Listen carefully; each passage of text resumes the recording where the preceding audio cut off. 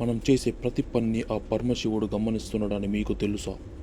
ఈ సత్యాన్ని చాగంటి గారి మాటల్లో వినండి. తాతగారు వచ్చారు, కోటి తాతగారు వచ్చారు అంటుంటావే, ఆ కోటి తాతగారు రా చేసిపెట్టు అంటుంది.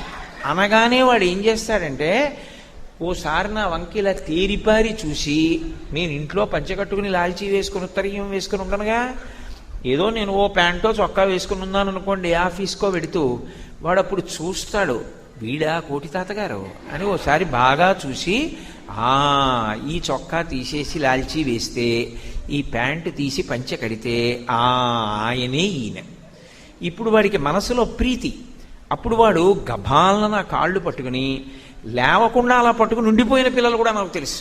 వాడి ప్రీతి పైకి అంకురిస్తుంది. అప్పుడు వాడు గట్టిగా పట్టుకుని అలా పడుకుంటాడు.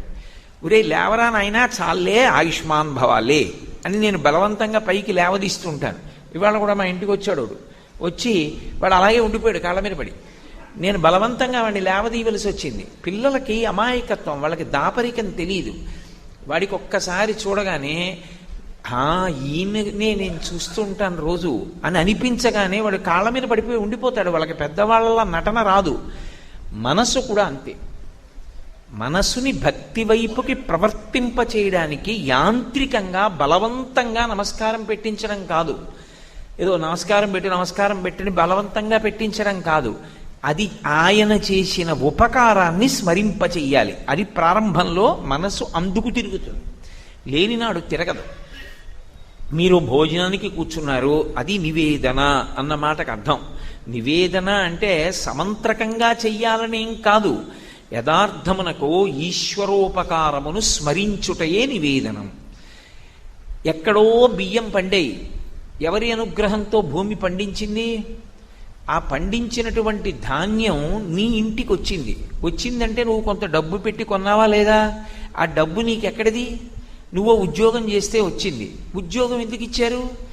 అక్కడ చేయడానికి కావలసిన సమర్థత నీ దగ్గర కొంత ఉంది. సమర్థత ఎక్కడిది? భగవంతుడిచ్చినటువంటి అనుగ్రహం. దాన్ని పెట్టి బియ్యం కొన్నావు. అగ్నిహోత్రం మీద అన్నం ఉడికేట్టుగా చెయ్యాలని నిర్ణయం ఎవరు చేశారు? పరమేశ్వరుడు చేశాడు. నీళ్లు పోస్తే ఉడకాలని ఎవడు చేశాడు? ఈశ్వరుడు చేశాడు. అగ్నినెవడిచ్చాడు? ఈశ్వరుడు ఇచ్చాడు. నీటినెవరిచ్చారు? ఈశ్వరుడు ఇచ్చాడు. తినడానికి నోటిలో పళ్ళు ఎవరు పెట్టారు? ఈశ్వరుడు పెట్టాడు. రుచి తెలుసుకోవడానికి నాలుక ఎవరు పెట్టారు? ఈశ్వరుడు పెట్టాడు. ఈ కంఠంలోంచి జారి కడుపులోకి వెళ్ళిపోతే పప్పు, కూర, పులుసు, పచ్చడి, పులిహార, చక్కెర పొంగలి, పెరుగు అన్నీ కలిసిపోతాయి. నేనే వాంతి చేసుకున్నాను అనుకోండి, నేను తింటానా? మళ్ళీ తినను. కానీ ఇన్నీ కలిసిపోయిన పదార్థాన్ని లోపల ఎవరు పచనం చేస్తున్నారు? పరమేశ్వరుడు పచనం చేస్తున్నాడు, శక్తిగా మారుస్తున్నాడు. ఓ మనసా, ఆయన కదు నీకు పెట్టినవాడు, ఆయన కదు ఇవాళ ఈ కంచంలో అన్నం నీకు పెట్టినవాడు, నీ ఆకలి తీరడానికి ఆయన కదు కారణం. ఆయనకు ఒక్కసారి నమస్కారం చేసి కృతజ్ఞత చెప్పి తిను. కృతజ్ఞత చెప్పకుండా తినకు, దొంగవైపోతావు. ఒక్కసారి నమస్కారం పెట్టి, ఈశ్వరా మీరు ఈ ఉపకారం చేశారు అని నమస్కారం పెట్టి తిను. ఇప్పుడు మనసు ప్రీతితో స్మరించడం మొదలు పెడుతుంది ఉపకారముల చేత. ఇదే భగవద్గీతలో స్వామి అంటాడు, యత్ కరోషి యదశ్నాసి యజ్జుహోసి దదాసి యత్ కురుష్యతి కౌంటేయ కౌంతేయ తత్కురుష్వ మదర్పణం. నువ్వు యత్ కరోసి, ఏం చేస్తున్నా నన్ను స్మరించు. ఆ చెయ్యడానికి శక్తినిచ్చినవాడు వాడే కదూ. యదశ్నాసి, ఏది తింటున్నా ఆయనిచ్చింది కదూ తింటున్నావు, ఆయన ఇచ్చాడని.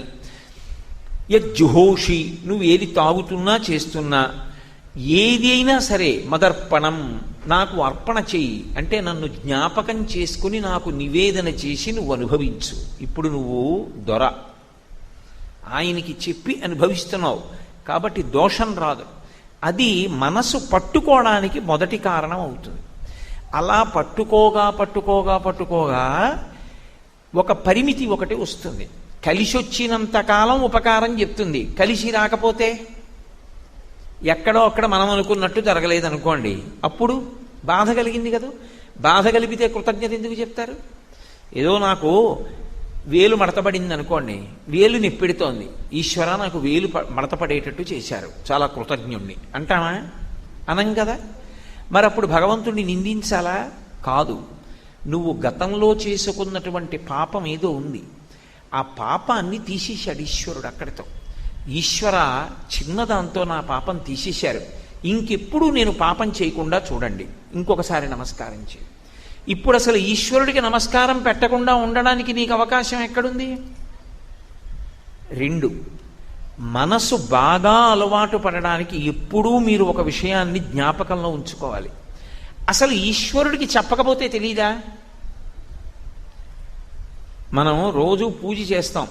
పూజ చేసినప్పుడు నాకు ఏదో చిన్న కోరిక ఉందనుకోండి, అంతవరకు ఎందుకు? దీన్ని కోరిక అనరు శాస్త్రంలో, కానీ కోరిక కిందే నేను మాట్లాడి చెప్తున్నా మీకు అర్థం అవడానికి. సాయంకాలం ఈశ్వర, నేను యానాం వెళ్ళినప్పుడు 1 గంటన్నర పాటు మీ గురించి మాట్లాడడానికి కావలసిన విషయములు నాకు స్ఫురించేటట్టుగా చెయ్యండి. ఒక నమస్కారం చేశాను. ఇప్పుడు నేను చెప్పకపోతే ఆయనకి తెలీదా?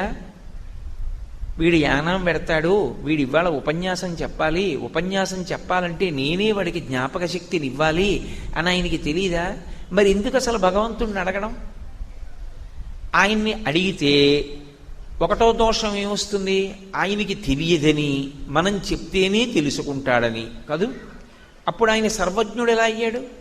మనం చెప్తే తప్ప ఆయనకి తెలియకపోతే, మా అబ్బాయికి ఉద్యోగం రావాలి స్వామి, మా అమ్మాయికి మంచి సంబంధం రావాలి స్వామి, నా మనవడు చక్కగా వృద్ధిలోకి రావాలి, మా మనవరాలకి అల్లరి తగ్గాలి, ఎందుకు ఇవన్నీ ఈశ్వరుడికి చెప్పడం? అంటే ఈశ్వరుడికి చెప్పకపోతే వాడికి తెలియదని కాదు, ఒకటి జ్ఞాపకం పెట్టుకోవాలి. ఇప్పుడు వాడికి చెప్పుకోవడంలో ఒక తృప్తి ఉండాలి. ఆయనకి తెలియదని చెప్పట్లేదు నువ్వు చెప్పేవి, ఆ చెప్పుకోవడంలో నీ మనసు భారం తీరుతుంది. అంతేకాని నువ్వు చెప్పకపోతే ఆయనకి తెలియదు కాబట్టి నీకు ఉపకారం చేయడని అనుకోకూడదు. అసలు మనం భగవంతుడి దగ్గరికి వెళ్ళి నోరు విప్పి చెప్పవలసిన అవసరం ఉండదు, ఆయనకు అన్నీ తెలుసు. మనం ఎందుకు వెళ్ళామో తెలియని అమాయకుడు కాడాయన. ఇలా అంటే చాలు, ఆయనకి తెలుసు. కానీ ఎందుకు చెప్తాం ఆయనతో? ఆ చెప్పుకోవడంలో మనకు ఒక బరువు తీరిపోయి సంతోషంగా ఉంటుంది. 2, భగవంతుణ్ణి ఎక్కడైనా సరే స్తుతి చేస్తాం. నింద ఉండదుగా ఈశ్వరుడి విషయంలో. స్తుతి చేస్తాం. స్తుతి అంటే స్తోత్రం, స్తోత్రం అంటే పొగుడుతాం. ఎందుకు పొగడటం? ఎవరైనా వచ్చి నన్ను పొగిడారనుకోండి, నేను అంత పొగడకండి, అంత గొప్పవాణ్ణి కాను అంటాను కదా. మరి ఇంతమంది స్తోత్రాలు చేస్తారు, భగవంతుడిని ఎందుకు పొగడడం? ఆయనకి ఇష్టమా పొగిడించుకోవడం? ఒకవేళ పొగిడించుకోవడం ఇష్టం అనుకోండి, అది తప్పు కదా, అలా పొగిడించుకోకూడదు కదా. మరి ఎందుకు ఈశ్వరుడిని స్తోత్రం చేస్తాం? పైగా నేనే నిన్నను మీతో చెప్పాను, శంకరాచార్యకృతమైనటువంటి స్తోత్రాలు అవి చదవాలని చెప్పాను. మరి శంకరాచార్యులు వారు వ్రాయడం ఎందుకు, మనం చదవడం ఎందుకు? తప్పు కదా. ఎందుకు అలా పొగడడం? పొగిడితే లొంగిపోవడం ఏమిటైనా అంటే, ఆయనని పొగిడితే లొంగిపోయేటటువంటి వాడు కాడు. ఎందుకు పొగుడుతున్నామో తెలుసా? ఆయన యొక్క గొప్పతనం, ఆయన మంచితనం మన మనసులో బాగా నిండిపోతే, అది ఇంకా మనసులో పట్టకపోతే స్తోత్రంగా బయటికి వస్తోంది. విన్నారు కదా, లోకమంతా ఆ శివుడు కంటిపప్పుల్లోనే ఉందని చాగంటి వారు ఎంత అద్భుతంగా వివరించారో. మనం ఏ కాలంలో ఉన్నా సరే మన ఆలోచనలు కూడా ఆ ఈశ్వరుడు గమనిస్తూనే ఉంటారు. ఈ జ్ఞానం మనల్ని తప్పుదారిలో వెళ్ళకుండా కాపాడుతుంది. ఇలాంటి మరిన్ని ఆధ్యాత్మిక ప్రవచనాల కోసం సుధీర్ టీవీ ఛానల్ను ఇప్పుడే సబ్స్క్రైబ్ చేసుకోండి. ఈ వీడియోను మీ మిత్రులకు షేర్ చేసి అందరిలోనూ భక్తిని పెంపొందించండి. నమస్కారం.